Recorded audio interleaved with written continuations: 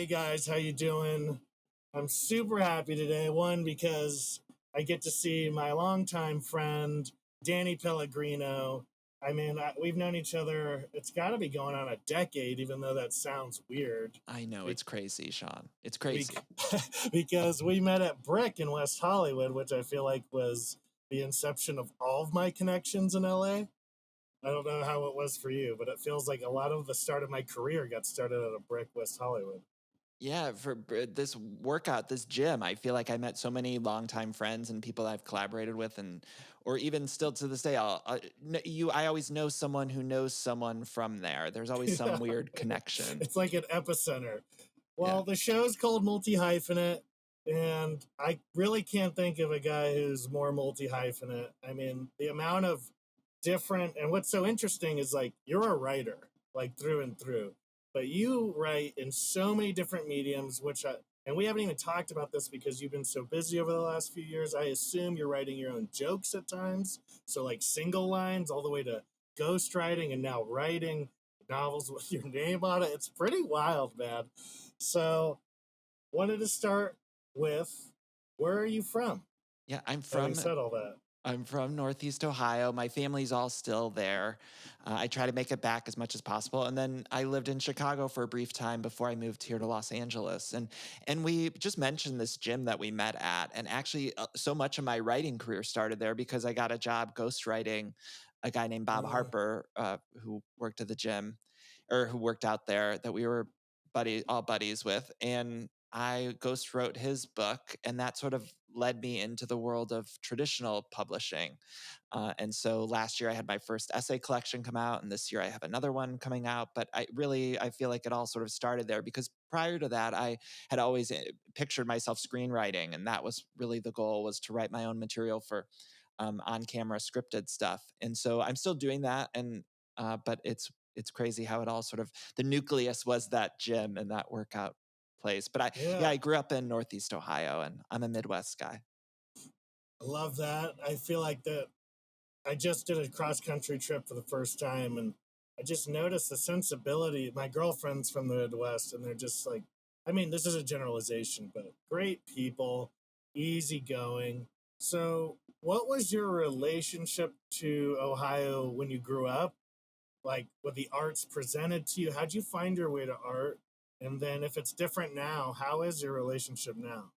Yeah, I always had an affinity for art. I was a pop culture junkie as a kid. I remember watching talk shows and being like obsessed with them and obsessed with Mm. celebrity and all of movies and TV shows. There was a video store that was dollar video rentals after a movie had been out 6 months or so. Then they would go to the dollar release, and I would save up my money, and I would get the calendar that they had at the front desk of the video store, and I'd highlight the ones that I wanted to go rent Wow. when they would go on a dollar video. So I was obsessed with like any Jim Carrey movie or Steve Martin or Whoopi Goldberg, or there were these people, anytime they had anything that would come out, I'd circle it or highlight it. And then I'd save up my dollars. And then if I'd have $4, I'd go and get 4 movies. And I just was really obsessed with the industry and movie and filmmaking. And then I grew up with two straight older brothers, and I feel like my parents sort of pushed us all more into sports, but I had more of an affinity for art stuff. And I had a family friend who uh, they had a daughter my age, and she was almost like a sister to me because our families are very close. And her parents sort of pushed her more into artsy stuff, and so sometimes I would kind of latch on to her. So if, for instance, she took piano lessons, so then I was able to kind of get them to sign me up where she was taking piano lessons, or she was doing like a summer drawing art class. And so it was things like that where I just latched on where I could, because my parents just weren't art people. They weren't creative types. Yeah, They pushed us more into sports. So I feel like sports is a great background too in a lot of other ways, learning hmm, teamwork and working with other people. exactly. But I always wanted to explore those other sides. And so then as I got older, I knew in high school, and I started kind of dipping my toe into drama club and talent shows and stuff like that. And then I went to college, and I went to Ohio University for my first 2 years. And there was this show on campus that was called Fridays Live. And it was like a Saturday Night Live, but put on by college students. And I remember freshman year, they said, well, you can write a sketch. You can write yourself onto the show. And so I did, and it was like a high. Like, even though I don't think many people watched it, or there was 10 people in the audience of it, I put on a character that I created, and it was so much fun. And so I did that, and that kind of solidified for me of like, I wanted to do sketch and improv and comedy. Uh, I I also had met Molly Shannon in high school, and I worshipped her. I was a big SNL One of fan. the best. She's a brilliant. And I remember meeting her as a 16-year-old kid and just being like, I want to do what you want to do. And she's like, well, go to Second City in Chicago.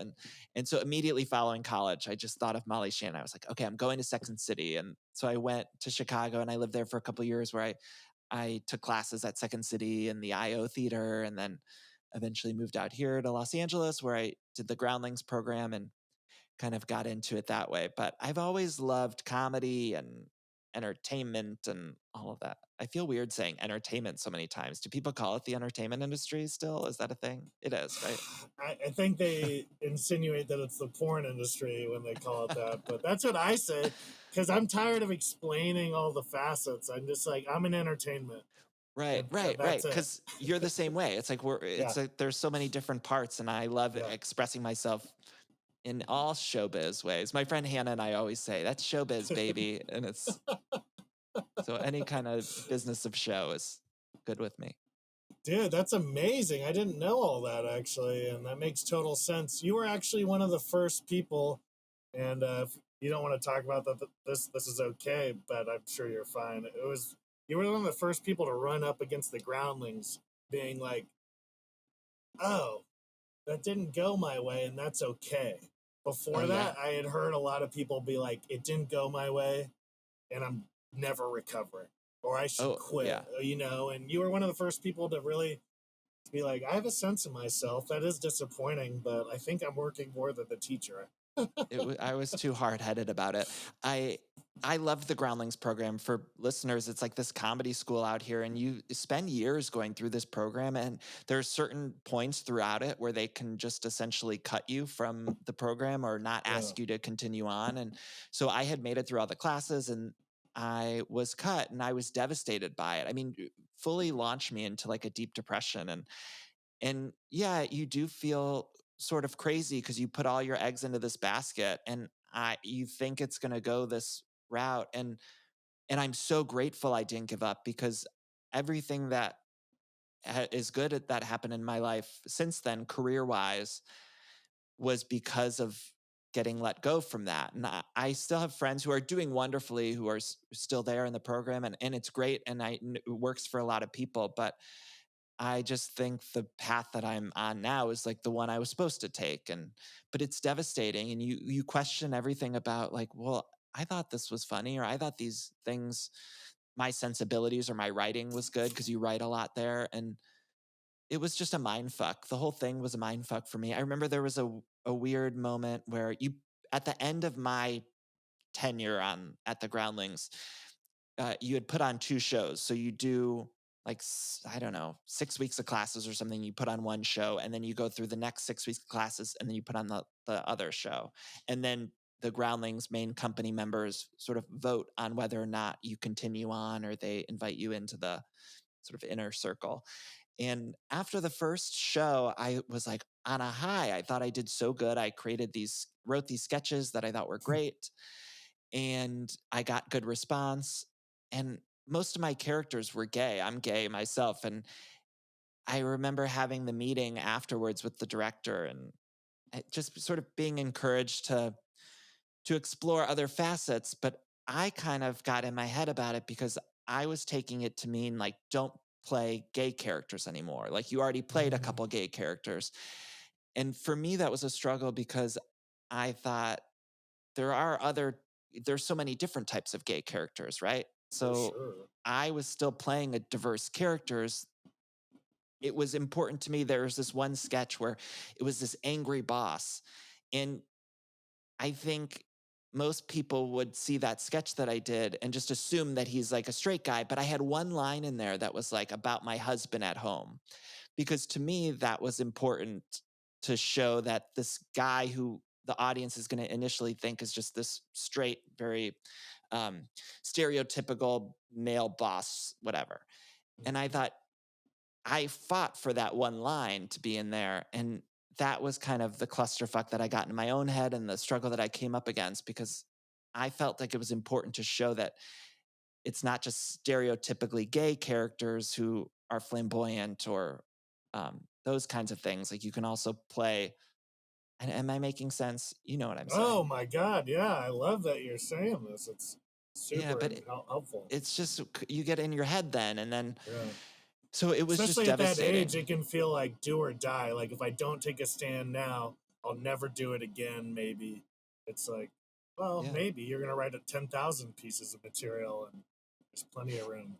And those circumstances are weird too, because to do a 4-minute sketch on stage, they really want you to have the character right out the gate, and they want the audience to sit back and relax. And so I understand the logistics of that, but I felt it was really important to show that these gay characters, because I think oftentimes in those spaces, they want you to kind of do just the flamboyant gay character, and then Yeah. everyone else is supposed to be the straight characters. And so it was just a challenge for me. But oddly enough, everything really does come full circle. And there was a sketch that I wrote for Groundlings that ended up being a chapter in my book that came out last year. And so it Wow. was so cool to like be able to take something that I had written for stage and use it in my book. And I think I love the chapter. And so I think you use stuff all over the place. And I know some things might not be the right fit, but maybe you can use it somewhere else. But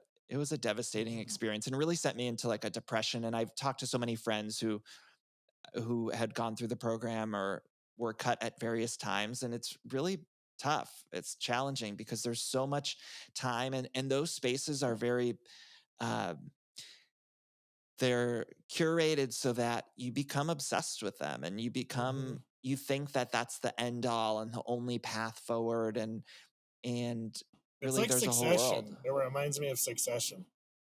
Yeah, You totally. know? Which Succession is so good. I haven't watched the recent Succession, so I'm a week behind, but I love I'm a Succession. It's so season good. behind, but like that energy of like, this is the most important thing in the world.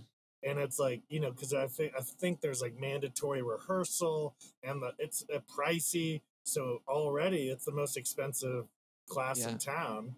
So you're And like, oh, so this much must time. be. Yeah. Yeah.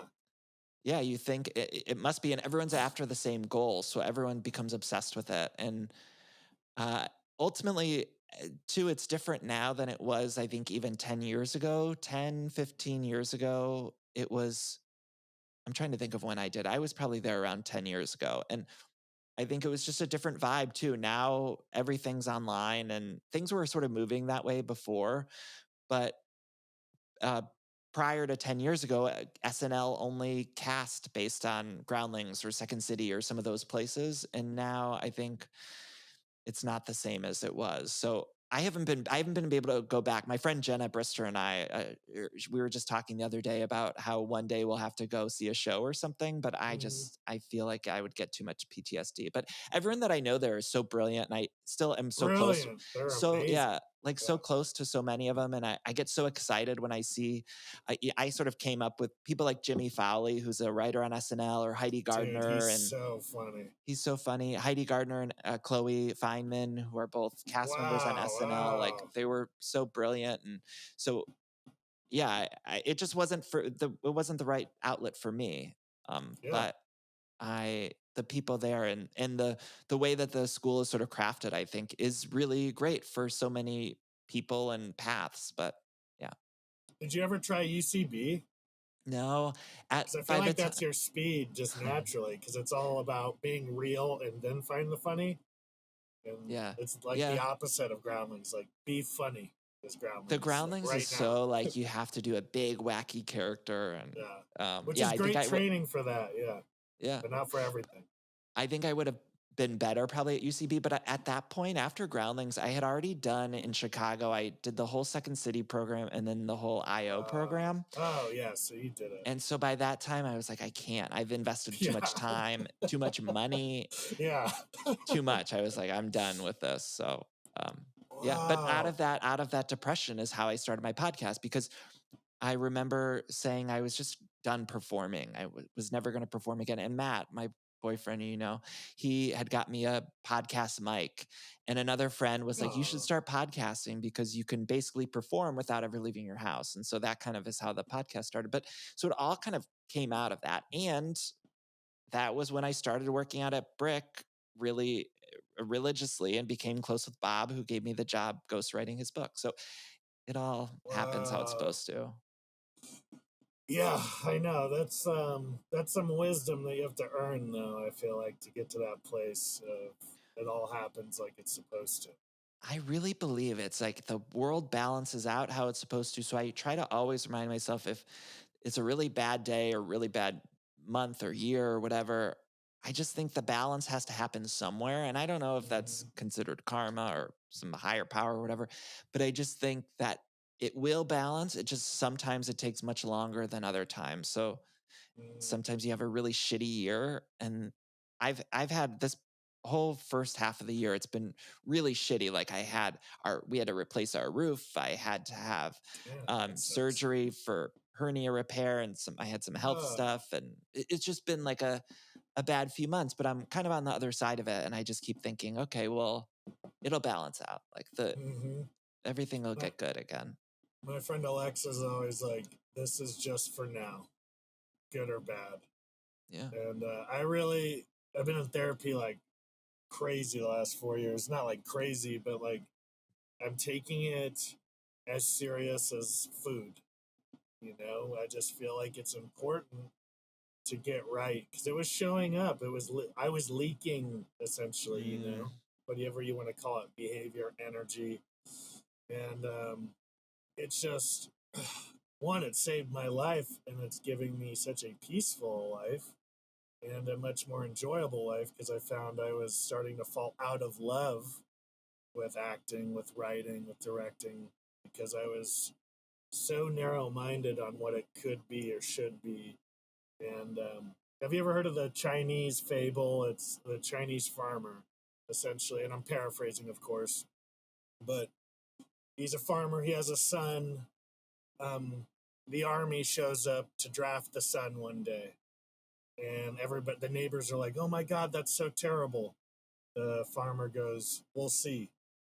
The mm, next day, the son's like doing something with the horse, breaks his arm. They're like, "That's so great. He doesn't have to go to the army now." The neighbors. He goes, "We'll see." And it basically keeps flip flopping back and forth between good and bad events that just all link together mm, through a life experience, right? It's like yeah. I really believe after all this work I've done on myself that we are here to experience life. And if like the universe or God, it knows, like, how could it not? Our deepest desires. So I realized what I was doing is I was like, I want X, and I'm gonna make sure I try and fucking keep the car on the road towards X.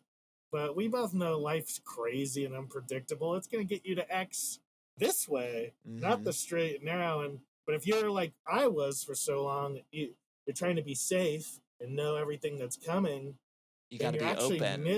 you're missing the links, and you'll get there a lot longer. Mm-hmm. So it's been about trust and letting go, and really, because last year was a crazy year for me, Danny. Well, tell me Crazy. about it. Well, I mean, this is super heavy, but I think you can handle it. My dad killed himself from PTSD. Oh my God, Sean, I didn't know that. Yeah, I'm I so know. sorry. Yeah, it's fucked up. Uh, But yeah, I don't even know. I can only just like say it because otherwise yeah. but I'm also trying to But make it more conversational, the subject in general. But if I hadn't been doing my therapy on a men's team, all these things, I would have, I don't know, become like a 60-year-old man telling that story in a bar about how mm, that ruined my life rather than well, like, wow, that was a crazy experience. and any kind of thing that happens, I think when you keep it inside, and I know I've always been a fan of therapy, and also I tend to be like an open book because I just feel like I've seen the power of holding something in and how it can rot away at you. Totally. I've gone through tough times where I'm just like, I need to get it out. I'm always better when I get it out and when I'm honest and just spew it out. Otherwise, it just festers inside and it can break you. And I actually think it's the root of sickness. mm-hmm. I think the word disease, if you break it up, is dis-ease. And I really think it's an internal thing because they really are not able to source things like cancer or why, but it's never like the chillest person on earth. And that's not an indictment. It's just like when I look back at my family or who's had it, it's like people who've endured something, they're stressed or, I don't know. It's a theory and it's just how I'm floating through life to try and I'm so just sorry, keep Sean. I feel releasing. terrible that I didn't know this. I mean, we haven't I had a mean, chance to see each other in so no, long, but no. And no worries and thank you. And it's not on you at all. Like, I am so proud of how I asked for help from my immediate community and people showed up. And I, long story short, like, he drove 30 minutes to the spot where he did it. And if I truly believe in God or the universe or karma, that's a long time for life to intervene. mm-hmm. So to me, that was his path, and I miss him. But my healthiest self is like glad he's not physically suffering anymore because he was. And what's the alternative? He withers on the vine. So, Yeah. it's complicated and also sort of Not beautiful in a way. not to change, not to sort of shift us, but Yeah. how do you feel like it has affected your art or No, your, it's a great question. Um, what I realized in retrospect is I've always been writing about PTSD. yeah, because even when you said that, I was like, I remember the last script that I read of yours Hmm. was Yeah, PTSD. I know it was kind of. I don't want to say kismet because there's a positive connotation, but my the Stocking Fields came out like the time he died. The main character is named Marcus. I play it. My dad's name's Mark, and I didn't intentionally like do these things, but you know, It it's always hard sneaks to. out. Yeah, and it's like even Helmet, the pilot I'm shopping right now, is about a race car driver with PTSD Yeah. because it's my foray into PTSD isn't just for the military. Yeah. I think most people are carrying it in some way. I mean, I've been diagnosed with it, and it's weird to talk about because it's like, am I trying to take away something from the veterans? But no, if you think about it in terms of like generational trauma, it's about energy. So if my dad had PTSD and he came into the house and children are sponges of what's happening, then he's just presenting behavior that is the byproduct of PTSD, which then I incorporate as Mm-hmm. behavior. And I realized that in reflection, and it was like really powerful because I would get really hung up in traffic. And not like people talk about traffic and they're like, yeah, it fucking sucks. I get mad. I would get like embarrassingly angry Mm. and short and one time my dad saw it and he's like, a brilliant guy, insightful. And he was like, I gave that to you. And I was like, what do you mean? Like, no. And he's like, well, in Afghanistan, if you got into traffic, that means you were getting ambushed. Wow. And I was like, oh, that makes sense. And he Yeah. told me about how he almost killed somebody like back in the States, like a week after deployment because he was so geared up. Wow. And I was like, oh, and then you just walk into the house with children, Wow. So it's Yeah. like a very educational experience all around too. Ugh, But yeah, that's it's intense. really, it Well, was yeah. already in my art. The generational stuff just gets passed down and recycled Yeah. in so many ways. And Yeah. yeah, I feel like everything I write tends to have some sort of trauma processed from my childhood. Even the like really broad comedy stuff, the root of it is Yeah. always some sort of trauma. Absolutely. What time of day do you have like like for me I write best or most earnestly because I wouldn't say best because I can write at night, but right away in the morning after my little morning routine, I get into it and I could be at the computer till like 1 p.m. if it's called that day.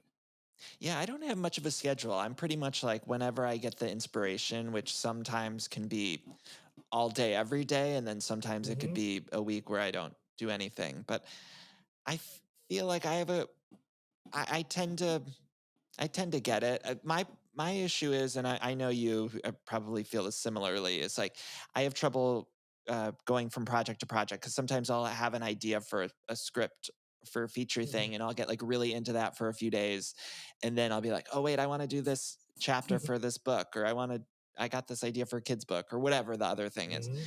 and then my brain wants to go there. And so over time, I just tried to follow wherever the inspiration is. So sometimes I will set aside something that I've been working on for a while and then just go to the new thing. But one of the things that I'm most proud of is that I'm able to finish, because I have a lot of friends, and I'm sure you do too, where a lot of writer friends or people who are wanting to write, where they start those things and they aren't able to finish. And so I'm always able to get back to something, even if I take a week or two off of it. Hmm. I'll go back to that script or book or whatever, and I always get to the finish line.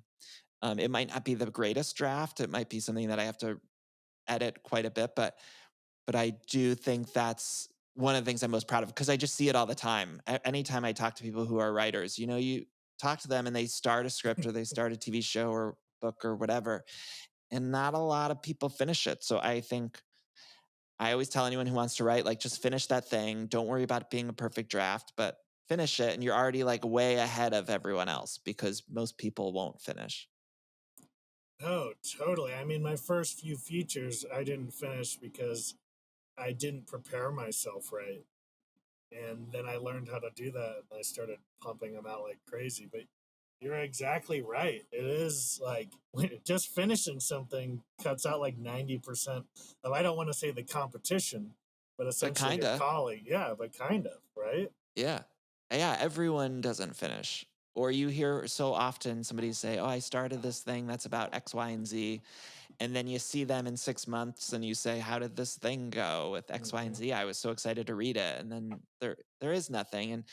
And I get that, because sometimes you're writing something and you just think it's terrible, or you put it aside for a couple weeks and you come back to it. But I always think the first draft is supposed to be terrible, and then you keep Yeah. going with it. And I'm never too precious. I mean, you and I we always check in with each other and like send each other stuff. I never feel Hmm. bad if I'm sending you or another friend a draft that's not perfect, because I Yeah. want to get your feedback, and then and vice versa. Hopefully, I don't ever feel like, oh, this is shitty, I can't share it with anyone, because I know that's going to shoot me in the foot, because I need to finish it. Absolutely. Oh my God. Do you have different approaches for different material, or is it all sort of, or is it even like I'm writing this and I'll find out if it's an essay or a script or, Yeah, sometimes something will morph. I mean, I mentioned that groundling sketch that I never anticipated yeah. being a chapter in a book, and Yeah, it that's amazing. it was. Or my I have a book coming out in October that's a holiday collection of short stories, and there's a script that I wrote that always thought was really funny, like a feature film set in high school, and I was able to make that into a chapter. And so I try to just look where things can fit, and sometimes I think something's a script and it ends up being a chapter in a book, and other times it might be a book that's a better app for a script or something like that. But I try to just be adaptable and follow um, wherever the inspiration leads. Even with like writing a script or something, I've never been good about doing outlines. I know that's like a big thing. I always Yeah. have an idea of where I want it to end, and I know the Hmm. characters that I want to write about, but then I always think it's important to let them tell me where they want to go. So if I have as long as I know before I sit down to write, I've worked it out in my head enough of, this is the character I want to focus on. I feel like I just want to let them show me where to go, because sometimes you'll be writing something and you're in your head, you think they should be at a concert on page 50, and then you realize, no, they shouldn't be at a concert. That doesn't make sense. So I think it's always good to leave space to let the story tell you where it wants to go. And I think that even extends into like what format, whether it's book or movie or TV show or whatever. But being flexible with that. But I tend to go in knowing the characters and like sort of, oh, I want to tell this story about um, whatever it is. No, that's amazing. I mean, you're in good company. I know Quentin Tarantino does that. Oh, does he not? You mean not outline? Uh, I don't know about the outline, but he says he knows the end and he has an outline until like he's like always by like page 15 they're doing their own thing and I just give over to the process. And I'm like, Yeah. wow, like that is a person who really knows his people. I love just letting it, yeah, the characters say where they want to go. I was just writing something and I I wrote this garage sale scene and it was just not where I expected the characters to go, but then I love the scene now and I'm so grateful that I just was flexible enough because I think sometimes people who do an outline can get too tied to it. And maybe it works for some people. It just doesn't work for me. I think sort of my version of outlining is just letting it rattle around in my head until it has to come out. So maybe not writing it down, but Mm. spending a lot of time kind of working it out that way. No, that makes sense. Right now I'm I don't know if you ever do this. This may be like so dorky or whatever, but I give myself writing assignments like because like I was getting a lot of high level feedback about 3 years ago, and basically it was like, I don't. I feel like maybe even a lot of people get this, but this is what they were telling me. They were saying you have great ideas, your scripts are tight, da da da. It was all good, but they were like you could go deeper in your character. Basically, is what I got.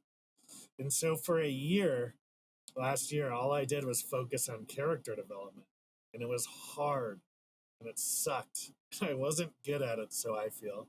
And because I couldn't do what you could do, which is kind of like shoot from the hip in a sense. Because I know a few people who write like that, who are like, I know the characters, I know the process, I know the end. Let me write that way. I have to be like, one of my outlines is like 77 pages, but it's like, Yeah. photos and music and colors. And it's like, I never look back. I write forward, so I might have like 20 beat sheets in it because it's forced me to like rewrite and play. So by the time I get to the draft, which I just look at as like a placeholder in order of ideas, so I don't even look at it like it's representable material. It's just like these are ideas in order, and so so basically I did that last year, and this year I'm trying to shoot for the hip on the script, and it's been a blast. Just kind of being like, ooh, and I'm starting to see it unfold because of the work I've been doing on myself to That's try and great. get better in these weaker areas.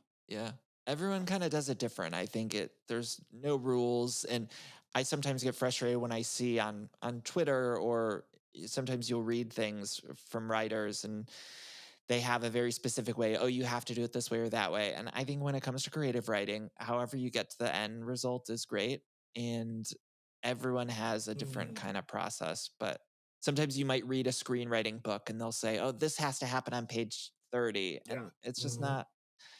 not how it is, especially now where everything we consume now is built differently than it was 20 years ago. Not everything is like a network one Yes. hour drama or whatever. There's so much play that's happening within the confines of television or film. And so I think you narratively don't have to follow those rules. You have to finish and get Yeah. something that is good, but it could look different than I think we were maybe taught in film school or something like that. Absolutely. And what I've learned in that sort of idea is that it's better. You're gonna have more fun, aka success, if you know the rules before you break them. Because I have Right. friends, and what I've noticed is they disrespect the rules. Like they're like, no, I don't even want to learn them. And I'm like, I totally get it.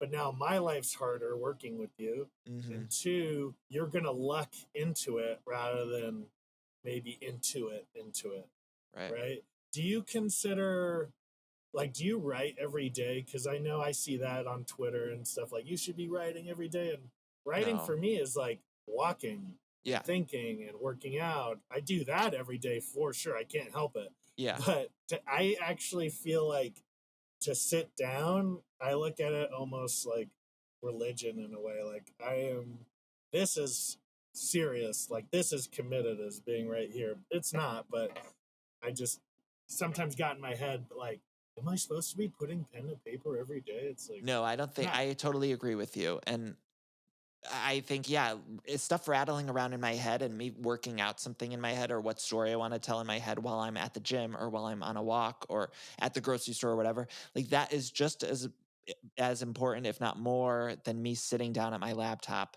I think if you're a new writer who's maybe not able to have the Mm, discipline of sitting at the computer, I think those kinds of things could be helpful of saying, I need to write for an hour each day or whatever the magic number is. I think that's helpful if you're just trying to get in a routine of it. But I think if you're someone who knows that they can sit down at a computer and write, then some of your writing's just going to be while you're going about your day and sort of obsessing over those details in your head of, okay, well, who's this character or what do I want the end to look like or whatever. That's so important to write. And also to live your life too, because mm, when you're having these experiences, they'll come out in your writing in so many different ways. And so it's important to like go out and experience things and meet people and talk to people and see different kinds of people, and then it'll make your writing stronger. But if you're brand new, I do think it's important to like kind of learn how to sit at a computer. oh, that's great. Because if you build that habit, then you already know you're going to get better because obviously you're going to keep sitting. And if you And it just takes build the habit forever. of sitting, Don't you yeah. feel like there's so many? I look at scripts I wrote 10 years ago, 15 years ago or something. It takes a lot of practice to get stuff where suddenly you start looking at those scripts. I don't know if this was before we started recording or not, but when we were talking, and your scripts just get better and better, and you just got to get through a lot of shit before you get some good stuff. And then a certain point comes along where you're looking at stuff and you're like, oh my God, like this is actually good. Like this is, Yeah. or you're noticing your meetings are going better, the pitches are going better, and the Hmm. feedback is going better, and you're looking, it's just starts to click. But it takes you got to sludge through a lot of stuff. And the only way to do that is to get your stuff, to get these stories written in some way, and then move on to the next one. Don't get too attached, or don't think because you wrote one thing that's the end all be all, because that might have just been the um conduit to get you to the next script, and you might have learned from that first script like, oh, I love how this character was kind of ballsy, and I want to take Hmm. that and apply it to the next one or whatever it is. And so yeah, you just got to keep going, and it takes a while. Absolutely. Oh my God, it takes so long. And it's like, I have a few, and you'll see where I'm going with this, but I had a few professional poker player friends. Like one guy took fourth in the world at the WSOP, which is like their Super Bowl. And I remember asking him, like, because I played poker, but like in a jokey way with my family every 5 years, right? So I'm Yeah. like aware of the game, like people are aware of writing, they write. And I was like, how do you see poker versus how do I see it? Like, can you give me an analogy, a metaphor? And he was like, I look at it like we're all making the same puzzle, but I have the box and Mm, you don't.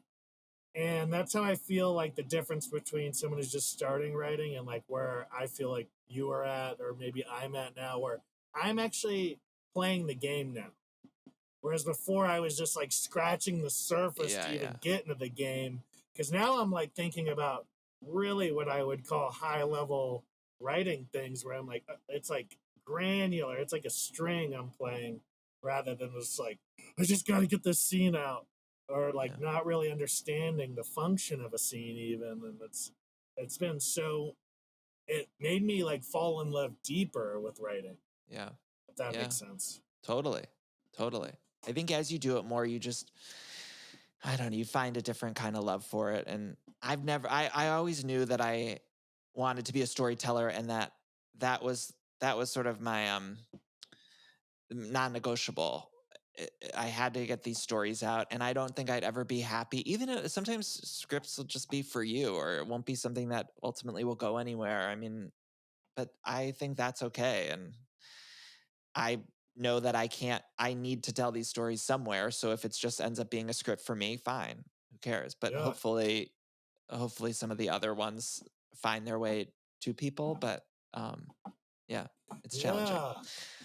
And Yeah, there's man. a whole separate business part of things too that I think is a whole other clusterfuck and challenges to get over, because even then, once you start to have stuff that you really like, there's a whole slew of hurdles to get it in front of people.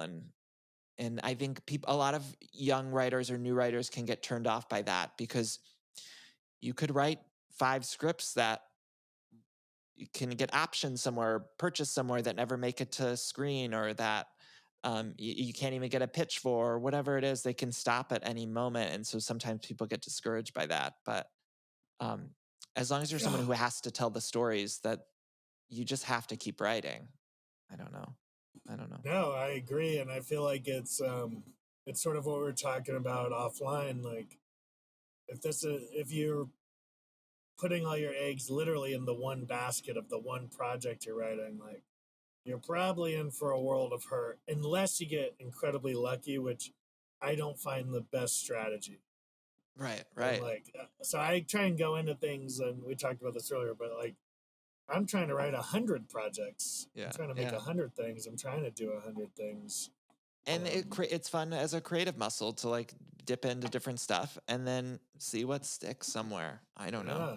And this whole industry is a mess right now, and there's a writer strike going on. And I know you feel similarly, where it's frustrating. Like I certainly want everything for the WGA, but as newer writers, it's very it's frustrating. It's hard. It's a hard to put a stop on things. And I support the strike, so I'm not trying to sound like I don't support it, but no, it's both. Both exist at the same time. It's like we start to have some momentum, and I had a few projects that are kind of at a standstill right now, and we're just hoping that they're able to work out a deal very soon and we can get moving. But yeah, it's just a long slog, and it's crazy to think everything kind of just stops for 3, 4, 5 months, or however long this will be. And it is what it is. But yeah, also writers need to get paid.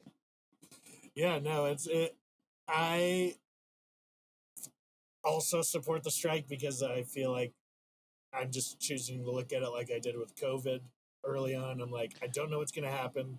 This is crazy, scary, but I'm going to choose to believe that when I reflect on this time, it'll be the best time of my life. Yeah, and it'll all work. I'll be for the best too. It happens because it's supposed to happen, and obviously things needed to change. And and I don't. You look at, like, this is what I do, because people lose their shit over AI, and I'm just not one of those people. I'm a more like the Chinese fable, like, wait and see.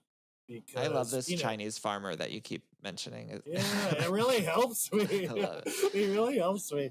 And well, one, like, China gets a lot of hate too, and I gotta rep some good Chinese people, obviously, because there's a lot of them. And for me, it's like, I don't know. We don't have to get into the AI stuff, but it's more just like choosing to believe that it's all working out for me. What's your dream? Is there one project that you have that as your dream to get on screen that hasn't yet? Oh, that you can share. Man, great question. Just sort of feeling into it. So I was hired to. This actually happened 3 weeks after my father. I was hired like 6 months prior to this date to shoot a pilot, and I ended up doing a page 1 rewrite and falling so in love. I was hired like gun for hire to shoot a teaser, so like sales material essentially. And I'd gotten hired word of mouth. Ended up falling in love with this EP, just like a generous, lovely guy in his mid-60s from LA. Got it. Literally was like carte blanche, like, Sean, here's the money, go. And I was like, what? Like, you're literally letting me do it? Like, okay. And it was a little scary to get what you asked for, And it's the best work I've ever done. And it's called Helmet. And so we're in the process of pitching it now, and we're actually That's the teaser I saw, right? Yeah. I saw that. Okay, it was so great. Yeah. Oh, thank you so much. Yeah, so in a lot of ways, that's a dream for me because of the people who are in it. And it's also interesting because we're having meetings with like huge money who are into cars outside of Hollywood. And I'm Mm. like, am I about to do an indie TV show? Like, I've never really heard of that. But okay. So, in a way, that's the dream for me, is to be, I don't want to say an auteur in a sense, like always on my own. I know there's amazing people in the studio system and would love to work with there too. But I love the idea. What I've realized talking to like my friends in the studio system is like they're tied to individual investors too. So Mm. it's all the same at the end of the day. If you can get your own investor, then you're basically what a studio is these days. So that's my dream. Helmet. Yeah, would be Oh, that's to amazing. write, direct, showrun. I really feel like down the line, I could be a killer showrunner and even studio president someday, depending on what the studios look like 10, Yeah. 20 years. What about Well, you? I hope that happens because yeah, I got a chance to see your the portion that you filmed for Helmet. It was so good. I Oh, don't know. thank you, There's like brother. yeah, there's a few projects there. I have a few things that I hope will go one day. There's a female ensemble comedy that I wrote that's sort of my version of a First Wives Club that I love. Uh, Amazing. there's a rom. I wrote a rom com that's like more of a traditional kind of throwback rom com to the '90s rom coms, and I'm We really need hoping them. that We need goes. those. There's only Yeah, every one multicam on that. I mean, maybe no. Abbott Elementary is not multicam, but what is it? The Neighborhood. Like oh that's yeah, really yeah. the only. Yeah, that's good. I don't know. Yeah, But so I there's. would I like mean, more. we'll see how everything shakes out after the. I almost just said the pandemic. After the writer's strike, hopefully everything will shake out. But yeah, I tend to write a lot of like older women and gay men. Like that's my sweet spot or my bread and butter. And Yeah. so Would you yeah, direct? no, I don't think. I mean, I think eventually I'd like to direct. Yeah, for I sure. think you'd be great at it. Thank you. I would love to. Yeah, most of the stuff I tend to write a role for me in them, and it's Yeah. always like the gay neighbor or something. You know, like it's not the lead. It's Sure, that's the like the most Bonnie fun. Hunt character who comes in and it's like sassy, or the brother. She's amazing. Yeah, I love her. So I hope. Yeah, I'd love to do that, but I think down the line I'd love to direct, and yeah, that'd be fun. So switching, we can jump back anywhere, anytime. But so with the podcast, you've had like truly a who's of guests. I know you haven't had Mariah Carey on, but who else would starstruck you or has that ever happened to you? Because you Yeah. meet so many people, I'm sure on occasion you're like, holy shit. For sure. Actually, just last night I interviewed Pamela Anderson, and that was like Whoa. wild to me because um it obviously she's such a legend, and I interviewed her and her son Brandon and the director of her documentary. I don't know if you saw it on Netflix, called Love Pamela. It's a fantastic documentary if you haven't seen it, but um I was so nervous to meet her, and it was just she was incredible and so sweet and nice, but I was nervous to meet her because I remember my older brother Gary like had her poster on his wall, Yeah, and I'm of sure. course I remember I told her the Barbed story. wire. I told her the story, like I have this vivid memory of my brother Gary renting barbed wire from the video store, and I borrowed it from him, and I told her this, that I loved it, but he was watching it because he thought she was hot, and I was like, oh, I just thought you were like fierce, you know, like I didn't. Yeah. I Yeah. just thought it was you were Yeah. cool. Um, but so yeah, she was cool. And then also speaking of, I told this story before, but my Jennifer Love Hewitt, very early on, I had her poster on my wall Whoa. too. Can't Because hardly wait. Oh my yeah, God. and I loved the I Know What You Did Last Summer movies. And I remember she came to my apartment. Like, we live somewhere else now, but my old apartment, you've been there, and Yeah. she came over she had just gotten a puppy, and she came over for my podcast, and she knocked on the door, and I answered it. It was just Jennifer Love Hewitt with a puppy. And it was like, this is so weird because I had her poster on my wall. I thought I was like in love. She was probably the last woman that I was in love with, was her as a I don't blame preteen. you. And I just Yeah. was obsessed with her. I thought she was and so her showing up with a puppy, I was like, what is going on? So yeah, so there's been all sorts of people along the way too. Drew Barrymore was like wild to me, and I Dude, legends. yeah, like I don't know, and such a as such a pop culture junkie, in the 90s and stuff. It's just weird. I'm like, man, I remember going to see Charlie's Angels as a teenager on like opening night, and I don't know, it's just weird. And I have since been working with her and her production company on something, and I'm just like, this is weird. It's weird. As someone who loved this stuff as a kid, I can't even imagine it. But No, that makes sense to me because you once told me like early days on your podcast. Because if I recall, like somehow Jordan and I were like your first or yeah, second. Jordan was my very first guest, Jordan Yeah, Wisely. Yeah. but like the audio was trash or something, but I The remember you amount of saying, audio that I've had to trash over the years, that, because it's, as you said you're 16 episodes in. It's like, yeah, there's just always a technical issue. And if you're starting out, I didn't know anything about technology stuff. no, I'm asking, and Google and YouTube are my friends. Yeah, it's hard. And Riverside is not. Yeah. Sorry if you're listening, Riverside. But do you ever like what's like draining? Or do you have to? Have you ever had guests? And I'm sure you have, because I think you've had hundreds at this point, where you're really having to carry the conversation. You didn't expect it, or you're like, wow, they're really not having a great day, and you have to sort of frame the interview in a different way. Like, how did you learn some of these things in this really brand new industry? Yeah, Like, I just right? sort of figured it out. I always try to just have guests on that I'm interested in. The times that as my show has grown, more PR people will reach out to me and say, will you have this person on or that person? And occasionally it's tempting. I'll be like, oh, their show's really big, even though I don't really love it, or I know who they are and I don't really love their work or know their work or whatever. And so the few times that I've given into that and had some of those guests that I'm not really aware of, those are when the interviews are the worst. And I leave there and I'm like, well, why did I even do that? Why did I agree to do that? Because it just ended up being a challenge. But then there's other times where you go in and you think someone's gonna be great. Last night with Pamela Anderson, she was really shy, and she had said, she's like, oh, talk to them more than me, meaning the director of her movie and her son.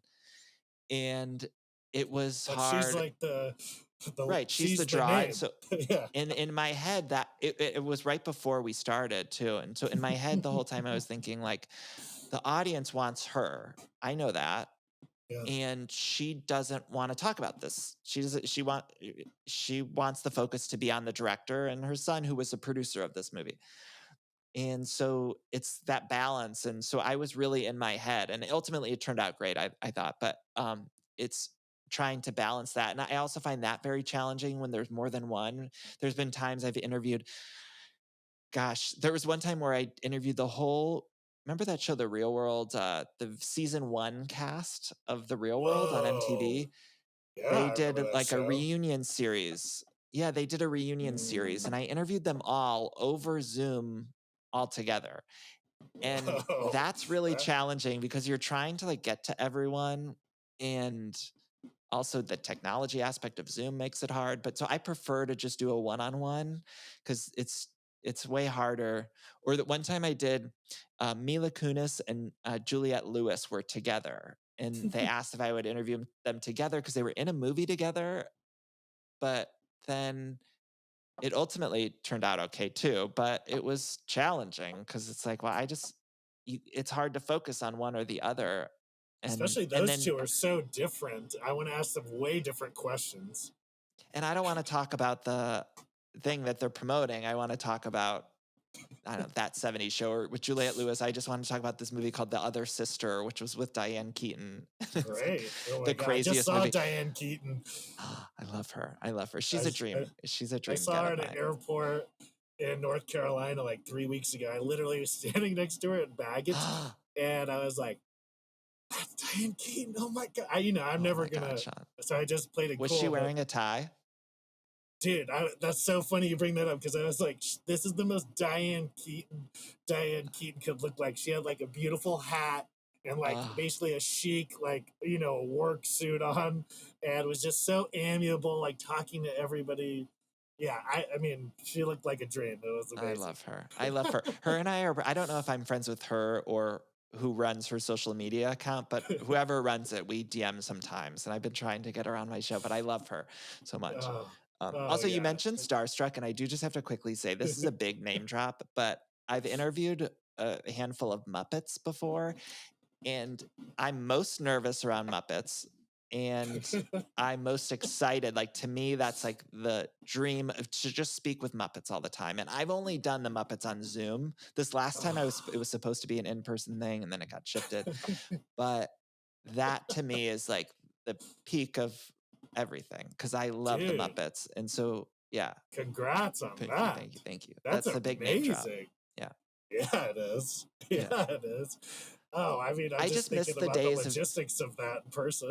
I miss the days of, like, remember in the 90s when the Muppets would appear on talk shows and stuff? Like, Yeah, I just yeah, miss that. I miss when they yeah. would just pop in certain places. And yeah, it's even over Zoom, it's magical. It's like you're talking to not a puppet, you're talking to the Miss Piggy or Gonzo. It's like them. And even on Zoom, it's like you can hear, I don't know if I should, I guess it doesn't matter, but um, I did the Electric Mayhem Band, which is like Animal and Janice and like the, the Muppet Band. Wow. Yeah. And halfway through, they have to like cut to relax their arms and stuff. I hope I'm not Oh, like that makes Disney's gonna sense. get mad at me for saying that. Anyway, but so you can hear them in their regular voices talking during that time over Zoom, and it's cut for air, obviously, but still, even with that, it's like when they're up, you're talking to real Muppets. Like Whoa. they're real. And so it's just Wow. wild. Yeah. Yeah, I bet. I bet on so many levels. That would be really cool, man. Did you watch God. this? You got to watch that new show on. There's a new Muppet show on Disney Plus, and it's the best Muppet thing they've done in probably a decade since that Jason Segel movie. It's like it's the best thing they've done. You have to watch it. All right, I will. Yeah, you'll Oh like my it. Get God. hot, get a little stoned, and Yeah. put on. It's called Muppet Mayhem or Muppets Mayhem. Just get a little high and watch it. I promise you'll think it's so funny. Okay, I will, absolutely. What is do you have any guilty pleasure shows? Like for me, I mean, I know that's kind of your, I don't want to say your industry, so you might at times be like, dude, I'm actually tired of watching that. For me, it's like Porters because it's terrifying, and British Bake Off because it's just so sweet. Like I'm Oh like, yeah. how are these? The casting is so good. Do you have any Matt shows loves like that right British. now? Oh Matt yeah, loves British Bake Off. I don't feel guilty about anything because I think also I cover a lot true. of like trash TV on my show. Remember when I made you watch Vanderpump Rules and I was like trying to Yeah, explain Lala to you? yeah, yeah, Um, it's like that show's really having a renaissance right now because there's like a whole big yeah. scandal happening. But yeah, like those are the shows I watch essentially for a living now. So I don't feel guilty about it Oh, that makes anymore. sense. But Oh, I think that's yeah. what I was. That's what I was gonna say earlier. I probably just tangented away from it. Is like when you first started doing your podcast and things were starting to cook for you. I remember being like, "Oh my god, that's amazing!" And you were like, "I'd be doing this with or without the success. I love this," and I thought that helped me. That Oh, reminded me to ground into like what I love and don't worry about the rest. Because like yeah. you could have never guessed that this was going to become what it was, right? No, not at all. I mean, I started the podcast from my apartment, from the bedroom, and even when I was booking, when you mentioned you and Jordan and people, friends who were coming on, I didn't have a Rolodex of people. I didn't have a booker, a talent booker or anything. I didn't have a proven show. So I was asking friends to come on. And then in between friends, I was just talking by myself because I wanted to keep putting out the show. And so I was just talking about the things that I liked. And that tended to be reality TV and pop culture and stuff like that. So yeah, it was a mix of that. And then it just kept growing. But I think it always was like going back to that thing I said where it's like following what you like, and then you'll find the people that like similar things. And so I always try to hold on to that, like whether it be guests or topics or whatever. It's like, well, am I into that? Because if I'm into it, I could talk about it because I know that I would be Mm. talking about it with friends anyway. So if I try to force it, then it's not going to be good, or it's going to be too rigid, or I don't know. So you just got to follow the things that Oh, you I like, and then other agree. people like it. I've actually found that I look at it like if you build your foundation on lies, like lying to yourself or lying to others about what you live, and then you're successful, you have to keep that fucking foundation going, or Mm. when it drops, like, maybe a bad example, but Michael Jordan, he has this persona of like, I'm that motherfucker who like fucking is mean to you and will beat you. And it's like, he can't be like that always. Like, he's probably got times where he wants to relax and just be a goofy little silly guy, but he's trapped himself in the persona. That's And why he so did Space Jam to get. that's right. A little, he's like the least silly person in the whole movie. He's like, yeah, That'd be the other but dream, is to do like a live action Looney Tunes. Like that'd be my other like oh, ultimate you'd be goal. so good Oh at my God, it'd be that. the best. Yeah, I think you have to follow the things that you like and be honest and authentic to whatever it is that you do. And so oftentimes, especially because on my podcast, I cover a lot of Bravo and Housewives and stuff like that. And there are so many people in that space, so many brilliant people who do Bravo podcasts. And sometimes, occasionally, there'll be a new one or something, and it almost feels like they're doing what they think a successful one does.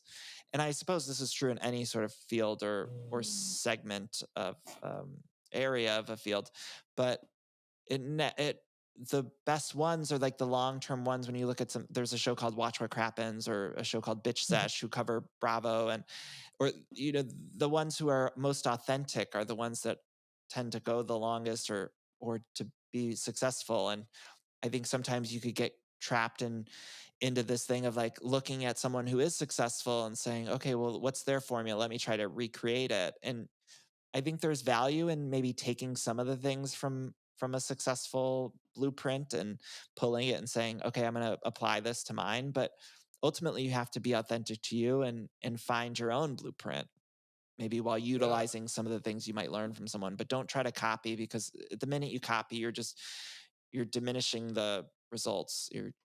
Yeah. yeah. And if you think about it, like, identical twins don't have the same path. So how can we expect to have the same path as an unrelated stranger? Yeah. And even like, because I've certainly fallen into the comparison trap. I mean, in my film school, I talk about it. I call the anomaly trap, because like when we were going through our theater repertory program, they were like, "This guy's a legend. He never slept. This guy, he booked a series regular without a headshot." So all these actors are coming up, including me. We're like, "I guess I don't need a headshot." I showed up to an agency meeting without a headshot and a resume. She goes, "That's the only thing we asked for." And I'm going, oh, sweating. I'm like, I'm not that guy, right? Yeah. I'm not him, and that's okay. He's not me. And what I realized as well is when I was comparing, it was also putting me like on that timeline. Well, they did this by 30. Oh yeah. Yeah. And what I've really like, the wisdom I've come to is like, when you're not following anybody, there is no timeline, because Right. you're on your own path. Literally, you're the one cutting the machete through the jungle. You're not down a path that somebody else is taking, because you're your own person. And Yeah. that's been really helpful to like let go again of the time element. I By know the 30, time I have element. to. Yeah. That's a clusterfuck. Even, I mean, in personal reasons too. It's like I noticed, especially, I have a lot of girlfriends who they get trapped in that. A lot of it is biological clock stuff. But Mm, I think especially women in their 30s, they get tied to, oh, well, I'm not married or have kids by this time. And I think that's a slippery slope, and I understand it, but yeah, I think you have to let go of that. I also just watching. I'm always so fascinated about those stories of people who are like older in age and like found, they became yeah. this very successful artist at 70 or 80 or whatever. Mm, And I was just watching this Lucille Ball documentary, and I didn't realize that she was 40 when I Love Lucy started, which I don't know what I thought, but she wow. was 40 when that started. And she was Wow. I mean, 40, I think 40 or 40. That was the same time she had her first child. And then she had Ricky, I think, when she was 41.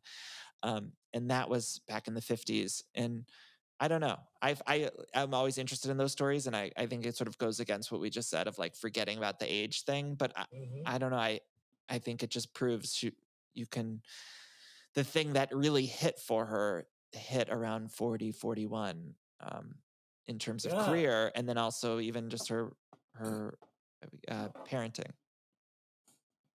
I mean, and she's like, I don't want to say she's the OG, but she's one of the first real trailblazers, especially female trailblazers. I mean, my God. Yeah, I there's a don't. I great can't think of someone documentary. that predates her. I think Where? Amy Poehler directed it. It's on Amazon, I think. There was also that Nicole Kidman movie, which I sort of liked. It was a little wonky, but I remember the documentary came out around the same time, and I didn't want to watch the documentary because I just watched the movie, and I thought, what more can they do? But I highly recommend the documentary. It's great. Oh, cool. I'll definitely check that out. It's like you turned me on. You re-turned me on to Golden Girls. I mean, sometimes I'll just watch it and I'm Good. just like, wow, they are They're killing so it. fucking funny, Sean, and the writing on that is so good. It's and brilliant. Yeah. It's brilliant. B. Arthur, like, I mean, talk about an acting masterclass, all four of them. But there's moments where B. Arthur just gives these looks. And I sometimes will watch sitcoms now and I'm like, none of them even can hold a candle to B. Arthur. Like the way that she would just get a laugh off of a look, off of a reaction shot. No one's doing that anymore. I don't know. No one's doing reaction shots anymore. And all of B. Arthur, half of her, what was funny on her for that show was her reactions based on these other people. And so I don't know. I watch stuff now. I'm like, no one's doing it like those four women were. Oh, no. The last real sitcom that I obsess over is Frasier. Like, and they're rebooting that. Are they? Yeah. Wow. I hope it's good. You know what? This has sprung to mind. Succession does reactions. So they're taking it out of this. Like, if you really watch it, because I've been studying it, trying to really like figure out how they're doing the production of it. All they do is live in the tiny moments that these characters are going. I mean, there's so much improv apparently, and I really love that show. It's so good. To your point, like it's almost. I've heard this from editors over the years. They're like, I need more reaction shots. And I'm like, oh, because they're like, acting is reacting. And I'm like, oh yeah, that contextualizes what was just said, the reaction.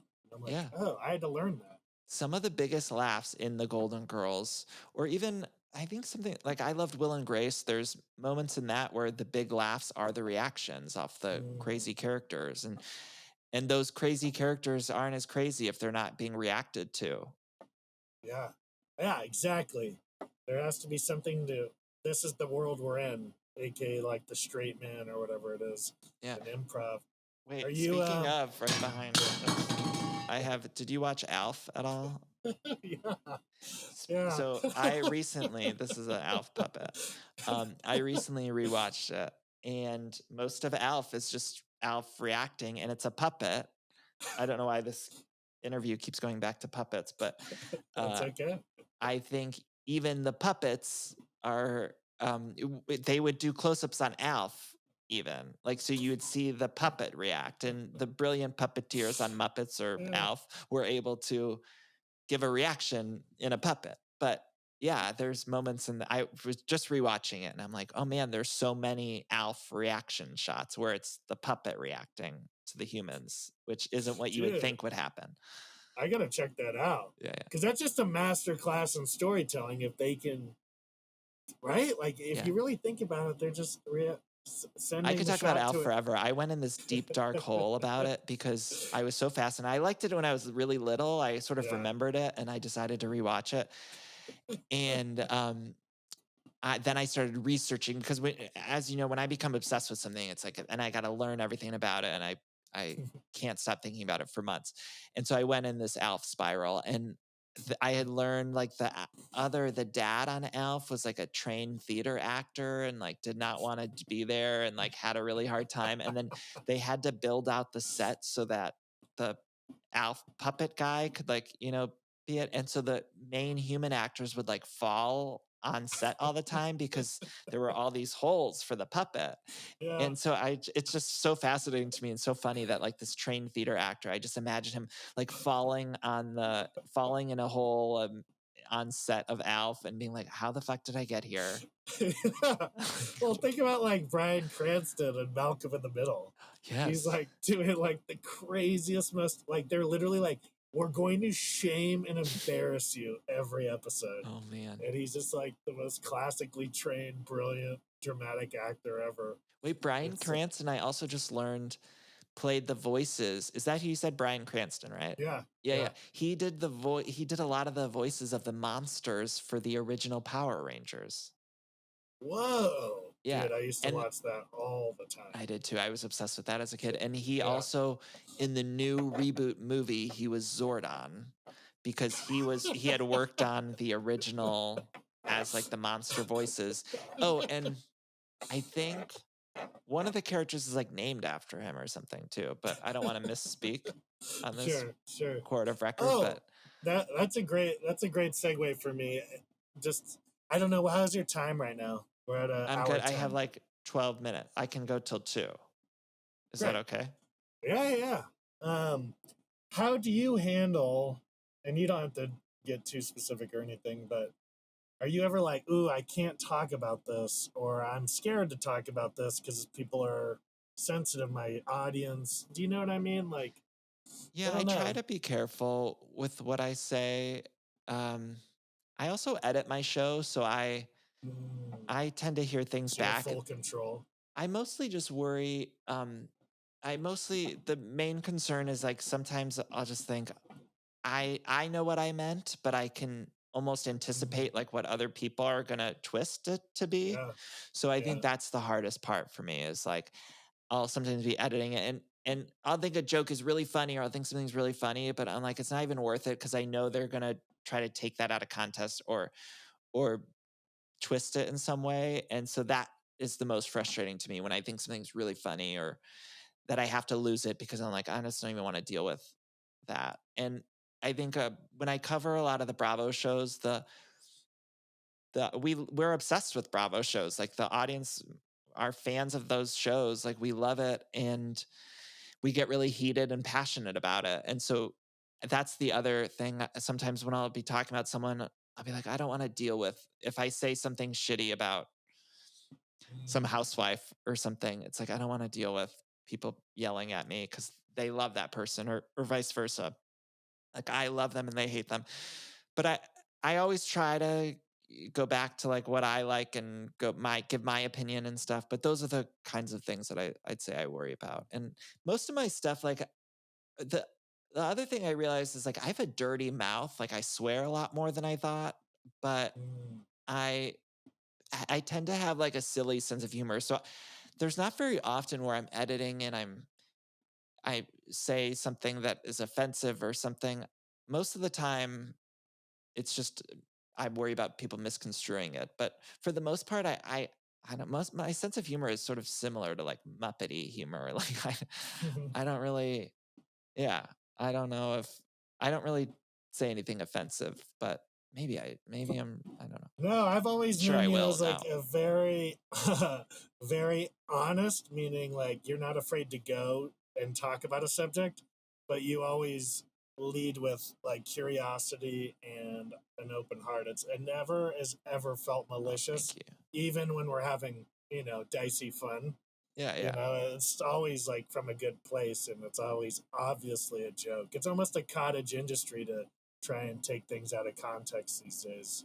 Yeah, and So, I just want people to have a fun and I want people to just listen to my show and laugh and check out for an hour or whatever. So yeah, that's always the goal. So if anything sort of takes away from that goal, then that might be something I edit or worry about. But yeah, but it is true. Like yeah. the longer I've been doing it since the end of 2017, and there's just Wow. times where sometimes I can almost predict, even if I leave something in, I'll almost predict. I'll be like, oh, someone's gonna DM me about that, or someone's gonna you have Do you something have to it say in about that. seasons or do you do a continuous year-round podcast? Just Like, how do you year round. So figure? I haven't even really taken a break. I started in 2017 and I'm very proud of this fact, but I've never had 1 week where I've never released a podcast. I think there was like Wow. a couple 1 or 2 weeks where I maybe released what I call Patreon, which is like my bonus episode, so it wasn't on the main feed, but I've never had 1 week without anything since 2017. And Wow. I had friends who are successful podcasters who told me when I started, he was saying like the most important thing is consistency and people want to make you part of their routine, but you have to make it easy for them. And so I just really took that to heart, because I think when people start listening to you, they want to know that you're going to be coming out with a new thing. If you say it's going to come weekly, bi-weekly, or once a month, whatever it is, they are rooting for you. They want to listen all that time, but you have to make it easy for them, because especially the first year, 6 months or so, the minute you give them an out, they'll take the out. So consistency. And yeah, my friend Ben told me that, I think. And that's brilliant. That's exactly what Sam Valentine said, because hers is really starting to cook over the last year. yeah, She's like, just be consistent. yeah. And it'll grow. Sometimes it'll grow slow, but if you're consistent, it'll keep growing. Yeah. Hopefully. As we wrap up here, it sounds like, if I remember what you said earlier, you have a seasonal short stories coming out in the fall. Yes, yeah. I have a book called The Jolliest Bunch coming October I love 24th, that. and it's a collection of like holiday stories, mostly Christmas stories. It's sort of like Christmas Vacation in a book. So it's that kind of vibe. And my first book is called How Do I Unremember This? And it's going to be in paperback on May 30th. When will this air? Wow. When will this? About May 30th, actually. Okay. Well, so also my first book, How Do I Unremember This, is the Target Book Club pick for June of this year. So wow, congrats. It'll be in, thank you. So as of June 1st, it'll be in Target stores across the country, and there'll be a little display, and you could pick up the paperback version of How Do I Unremember This and pre-order the Christmas book. And oh my God, amazing. And essays. Yeah, they're all like short stories, so they're all just like silly stories. I love that. Yeah. Well, Danny, it's been an absolute pleasure, and I'm going to end it like I always do, with a little bit of love on you. Thank you. As long as I've known you, you've been amazing. I think you're beyond crazy talented, but you're a better person. And you and Matt are both so sweet and funny and reliable. And I love you, and I want nothing but the best for you. And thank you for taking some time today. Well, and Sean, the feeling's mutual. You know, I love you and think the world of you. And so I'm so glad we got to catch up, and hopefully I'll get to see you in person. And one of these days, people are going to want to have to see the TV show that we were trying to get made. And yeah, it has to happen. It lives in my writing folder. I see it almost every day. Like, I had it out to someone right before the writer's strike. I just had the materials out to someone, and I'm like, yeah, I've sent it as representative materials too. So I'm gonna end the. Oh, I know it. I feel it. I'm gonna end the record. Then we can do a quick goodbye.